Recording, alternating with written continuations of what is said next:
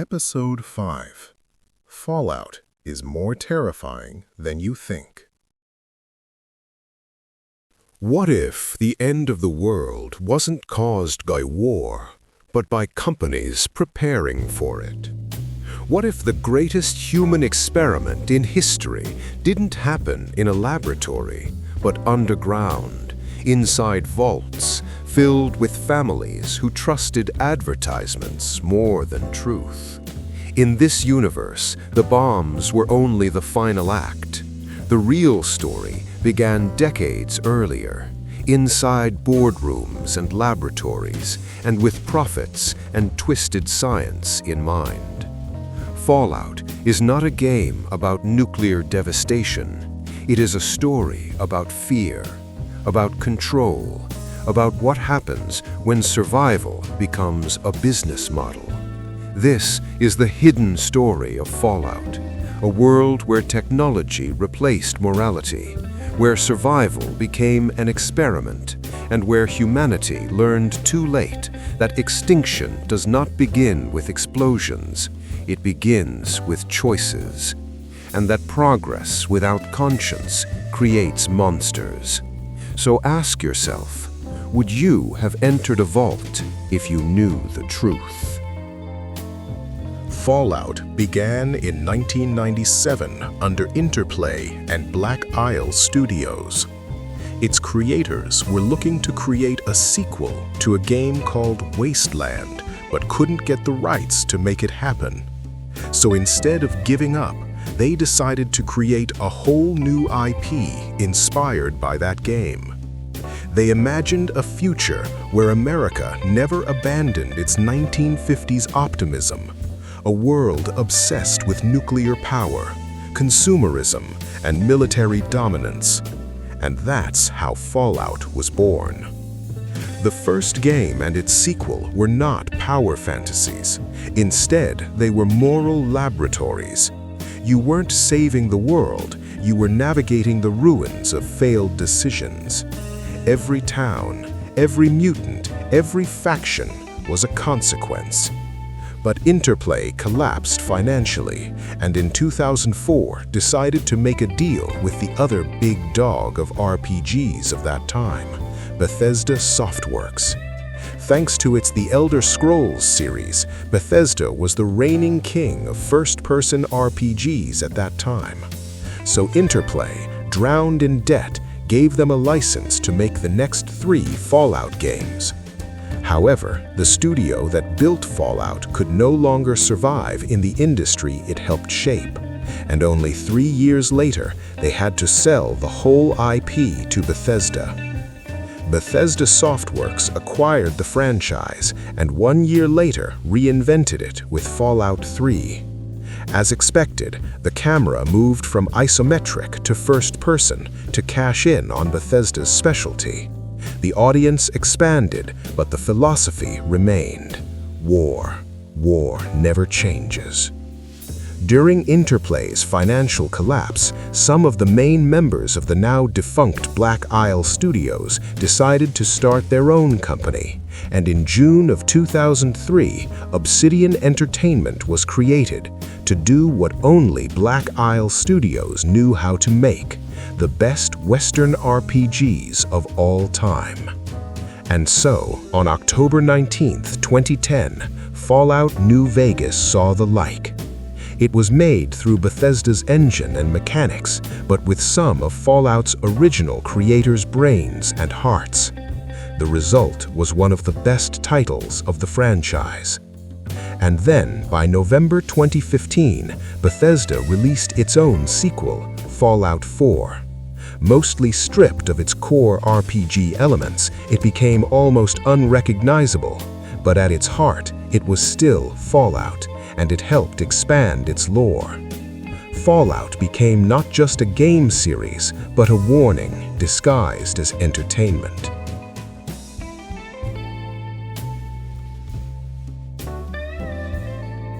Vault-Tec sold fear. Their commercials promised safety, smiling families, a future underground. But the vaults were never meant to save humanity. They were designed to study it. There were 122 vaults made, and most of them were nothing more than twisted experiments. Vault 11 forced residents to sacrifice one person every year to avoid execution. Vault 22 experimented with plant-based mutations. Vault 12 intentionally failed to seal properly, exposing residents to radiation. Vault 108 created endless clones of a single, now crazed, violent man. These were not shelters, they were laboratories.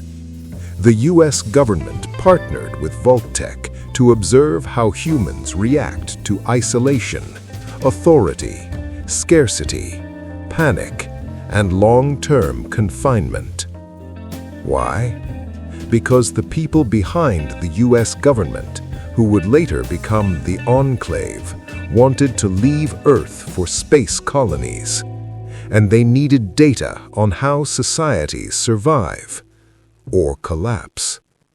So millions entered the vaults believing they were escaping death when they were actually volunteering for controlled suffering. Would you still trust your government if survival required becoming an experiment?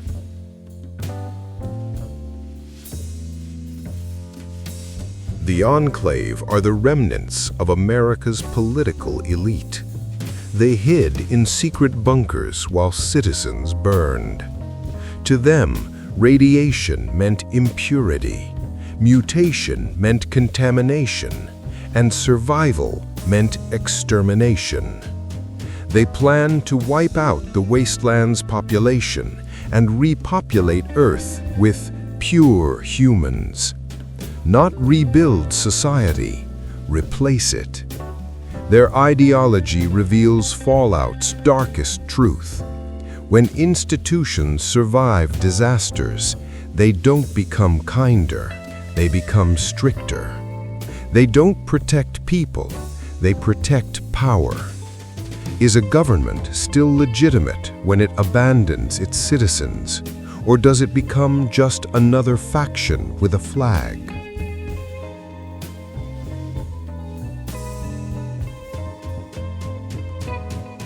Robert House believed humanity's weakness was emotion, so he turned to machines. RobCo built robots, weapons, and AI systems that ran entire cities. House preserved his own consciousness for centuries. While the world burned, he calculated probabilities.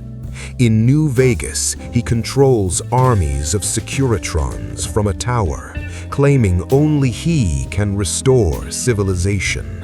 But his version of civilization has no democracy, no equality, only efficiency. Is that salvation, or simply another form of tyranny? If one man controls the future, does humanity still exist?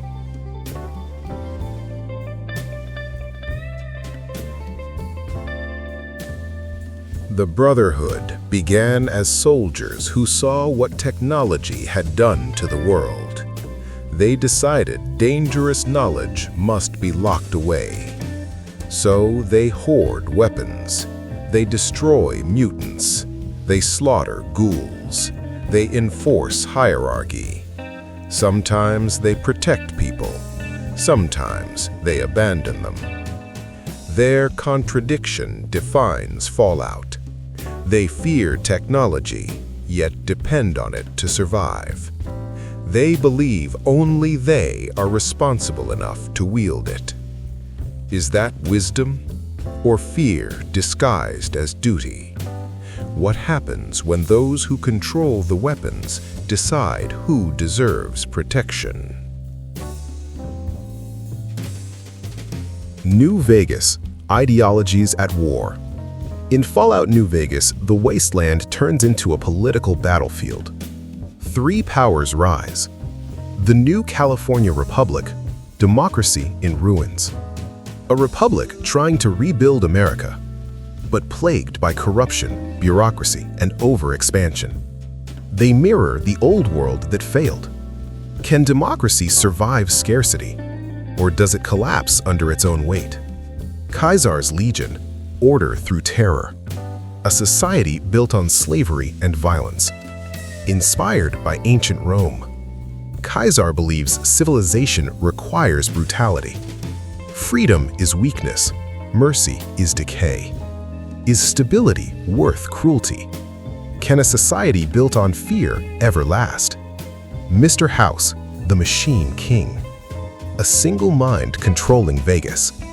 Progress without consent, order without humanity. Control above everything else, stripping man of its free will. Is this the future, or just another echo of the past? New Vegas forces players to choose between imperfect systems. There is no hero, only consequences. Which future would you pick if every choice costs other people's lives?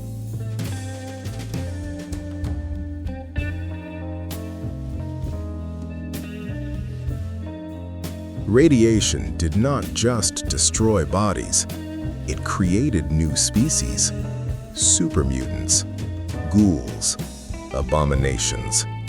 Some retain intelligence, some lose everything. Fallout asks, if humanity changes, does it stop being human? Ghouls feel pain. They love. They remember. Yet they are rejected by society and hunted like animals. What defines humanity? Is it DNA or consciousness?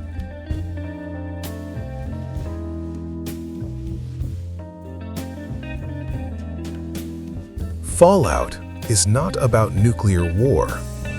It is about corporate greed, blind patriotism, technological obsession, moral shortcuts, fear-based decisions. The bombs didn't end the world. People did. Vault-Tec sold lies. The Enclave sold purity. House sold control. The Brotherhood sold fear. Kaiser sold order. Everyone sold a future. And everyone was wrong. Which raises the final question. If every faction believes they are saving humanity, who is actually destroying it? In Fallout, civilization did not collapse from radiation. It collapsed from trust. Trust in corporations. Trust in governance. Trust in machines. Trust in ideology. When the siren sounded, the apocalypse was already broken. And maybe that's the real lesson of Fallout. The apocalypse doesn't begin with explosions. It begins with decisions. Would you have made different ones?